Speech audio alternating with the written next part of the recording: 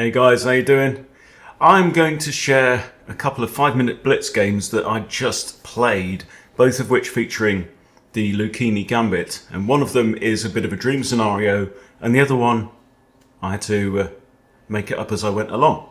So, if you're not familiar with the Lucchini, I play it a lot, and I get to it from the Russo Gambit. You can also get it from the Gioco Pianissimo. Okay, so this is game number one. I'll take you through. So it starts with the normal King's Pawn opening and the Italian game. Okay, now basically, if you play this is the Gioco Piano, and then if they play D3, that's the Gioco Pianissimo, and then the move F5 takes you into the Lucchini. Okay, I play the move F5 on move 3 anyway, which is the Russo Gambit, and here they play D3, and D3 is one very kind of logical way to decline the Russo rather than taking the pawn. Taking the pawn is very bad for white.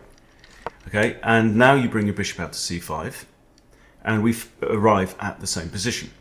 So this is what you want. This is what you're really gagging for in the Lucchini.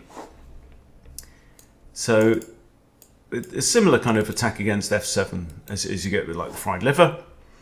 And what they want to do is they want to drop either their knight into here, forking the queen and the rook, which is very, very tempting. Or perhaps a better move is even bishop F7. And then I guess you could even consider going into a Traxler line. No, I'm not sure you can actually. No. So, but anyway, so what you want to do is you want to put pressure on white's position by pushing this pawn forward to F4. What that does is it disconnects this bishop from the defense of the knight, and so now white has to make something happen. Okay, their best option is actually knight F7, and that is what you will get the vast majority of the time. But then there's only one move that's good for black: Queen H4. And looking at this Italian bishop, we've both got Italian bishops here on C4 and C5. We're simply threatening mate in one move. Now, the most common moves here, G3 is pretty common. You just slide your queen forwards, I think, in that case. If castles, this ain't good, okay? You're very happy to see this. It's knight to F6. If you bring your knight here, they could trade off the knights, which is fine for you. But knight F6 avoids that. They now grab the rook, and now it's a world of pain time, it really is. Because you have knight G4. Okay, we're threatening checkmate here. And notice we have 3 attackers on F2. So there's not that many things they can do. Very often you'll see them bring the queen out. In this game, my opponent played H3, which simply doesn't work, because you capture on F2. And you are threatening the queen. They can lift the queen to a few different squares here, or they could take with the rook. If they take the rook, then queen takes, or possibly even bishop takes, forces the king into the corner. You're going to play this, you're going to snatch this pawn away with your bishop, and you'll be fine. So in here, there's actually a forced mate in 10, okay, from this position.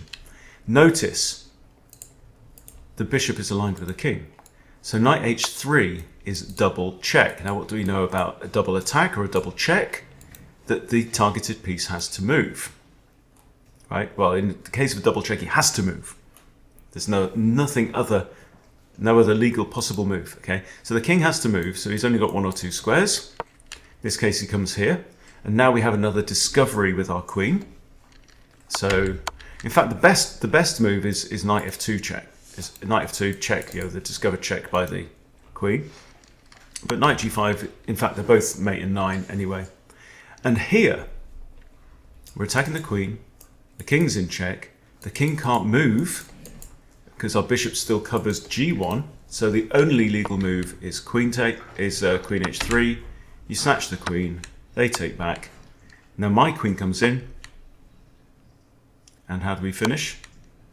Take that, and it's simply checkmate. There you go. So that's a lot quicker than the 9 or 10 moves that we saw. Okay, here's another one. Not as clean, not as ideal. But again, a Russo, again decline with D3, pretty common. I bring out my bishop, and now the move h3. This is not bad. This is not bad for white. I bring out my knight, which is the engine's recommendation. They take, and now it's just equal. A strike out with d5. Notice this pawn is defended twice, so this is a tempo gaining move.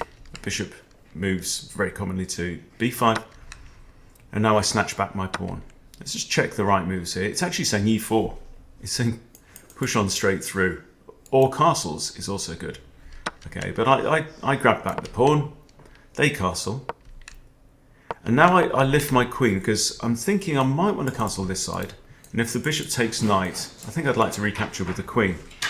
Notice the knight was also the only defender of e5. They bring out their bishop, attacking my knight, and I decide here to long castle. Okay, what they should do now is take the knight on c6, which they do, and now they can take on e5 because the defender is gone. Okay. Queen e6, because I also have to guard f7, right? Against the rook fork, or the fork on both rooks. I'm expecting rook e1, which is exactly what we get.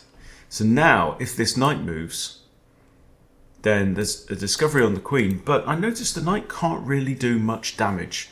The best move for the knight is probably to here. In fact, it's saying my best move is knight to e4, which looks a bit weird. So I thought the knight might come here. That is a discovery on the queen. I have to move out the way, and he can win the rook. Okay. So I decide to put pressure on the bishop. Bishop retreats, and now I sack my bishop here. Now this is not the best move. Okay.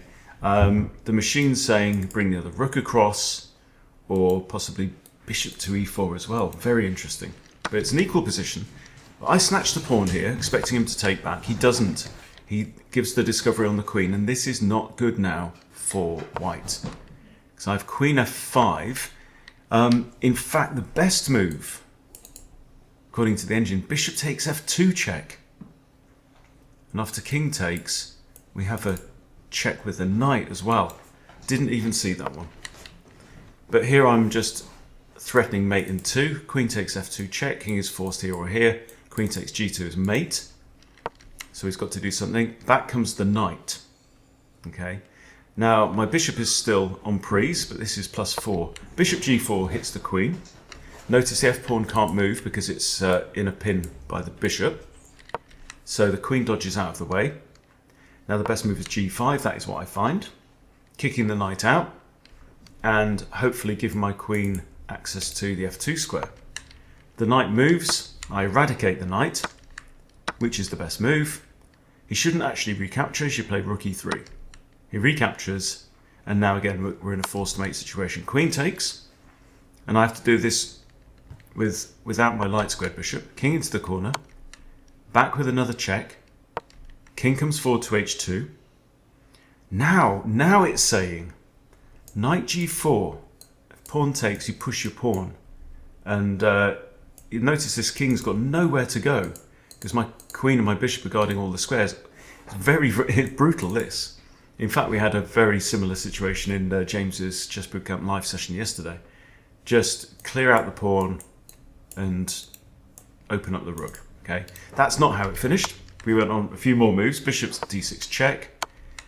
I come here with another check, and now another check because I don't want the king to scurry away to d1.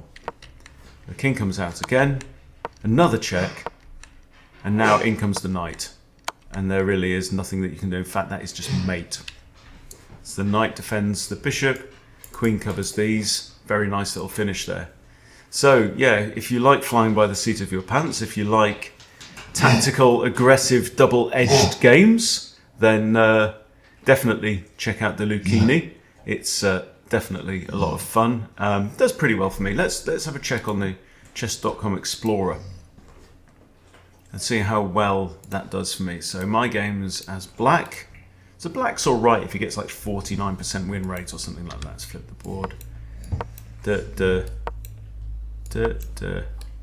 Italian, Russo, and then bishop c5.